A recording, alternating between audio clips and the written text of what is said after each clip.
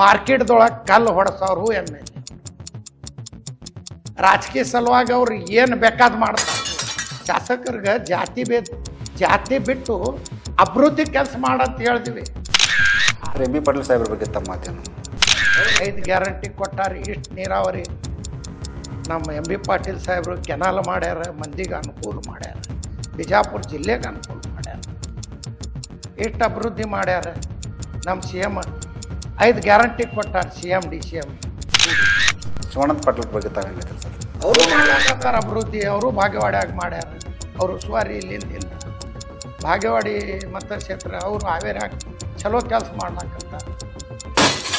Okay sir, ಈಗ ಕಳೆದ ವಿಧಾನಸಭೆ ಚುನಾವಣೆಯಲ್ಲಿ ತಾವು ಗೆಲ್ತೀರ ಅನ್ನೋದೊಂದು ಭಾಳ ಜೋರಿದ ವಾತಾವರಣ ಸರ್. ಯಾಕೆ ಸೋಲಾತ ಸರ್ ತಮಗೆ?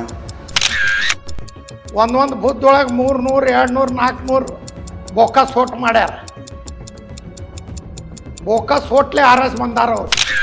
ಹಮೀದ್ ಮುರ್ಸಿರ್ಪ್ ಅವರ ಪೆಂಟಪ್ ಗುಂಡಾಗಿರಿ ಮಾಡವ ಬಸನಗೌಡ ಪಾಟೀಲ್. ಮಾರ್ಕೆಟ್ದೊಳಗೆ ಕಲ್ಲು ಹೊಡೆಸೋರು ಎಮ್ ಎಲ್ ಎ. ರಾಜಕೀಯ ಸಲುವಾಗಿ ಅವ್ರು ಏನು ಬೇಕಾದ್ ಮಾಡ್ತಾರೆ. ಸರ್, ಬಿಜಾಪುರ ನಗರದ ಮುಸ್ಲಿಂ ಎಮ್ ಎಲ್ ಎ ಆಗಬಾರ್ದು. ಡೂಪ್ಲಿಕೇಟ್ ವೋಟ್ ಆಗ್ಯಾನಂತ MLA ಆಗ್ಯಾನ. ಸಾವಿರ ನಾವು MLA ಆಗ್ತೀವಿ ಸರ್. 2028ಕ್ಕೆ ತಾವು MLA ಆಗೋದು ಪಕ್ಕ 100ಕ್ಕೆ 100 ಆಗ್ತೀವಿ. ವಿಜಯಪುರ ನಗರ ಅಭಿವೃದ್ಧಿ ಮೇಲೆ ಎಲೆಕ್ಷನ್ ನಡೆದಿಲ್ಲ, ಹಿಂದೂ ಮುಸ್ಲಿಂ ಮೇಲೆ ಎಲೆಕ್ಷನ್ ನಡೀತಿದೆ.